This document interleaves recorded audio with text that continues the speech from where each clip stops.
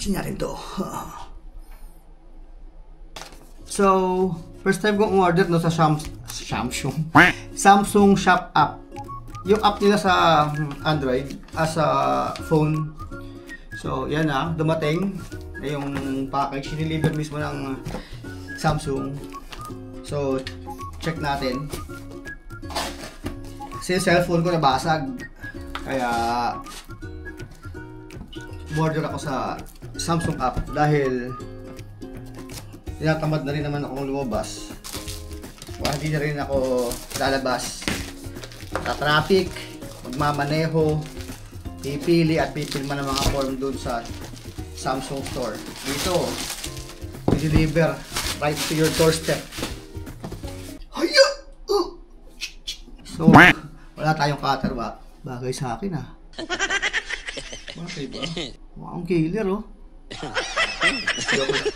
Wala akong cutter, ito na lang. Ito yung pinakamadali ko makita Dito ba? Sa selyo 11 out of 10 ka agad Dito pala yung bukasan Maling butas pala yung binubutas ko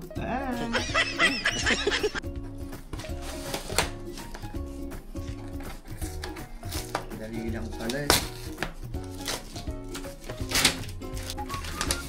So yan, tatlong phone at ewan ko kung ano yung dalawa.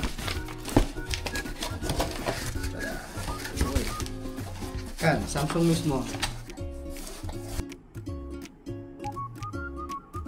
Samsung. So, thank you ng Samsung.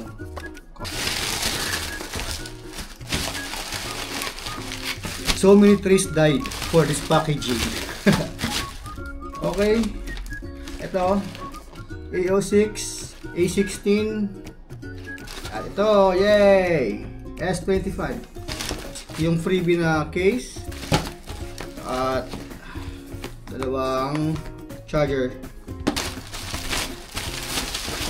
Mag-unboxing pa ba ako ng mga ganito. Actually, di pa ako nakapag-try mag-unbox ng cellphone First time ko din to. Try ko kaya. Kaya ko kaya. Travel lang ako Sige, unbox ko natin to. So, Samsung S25 unboxing. Okay, ito yung likod.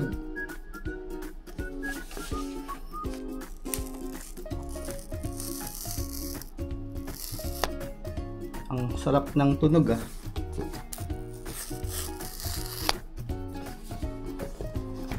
Tada! Okay! Wow! So, yung pinili kong kulay is yung pink gold ba to? Pink gold. Tignan ko nga, baka mamaya mali ako ng sinasabi. Mabash pa ako. So, ito yung Samsung Shop app Yan, Samsung Shop app. Laki ng basag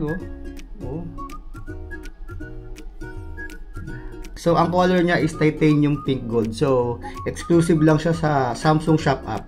Pag bumili ka sa Samsung store sa mall, walang ganitong kulay.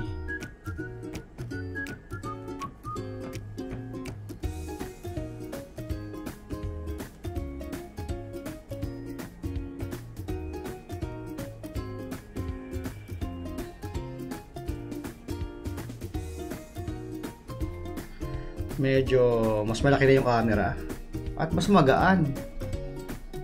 Mas magaan siya. Parang China phone. Sa likod. Sa loob merong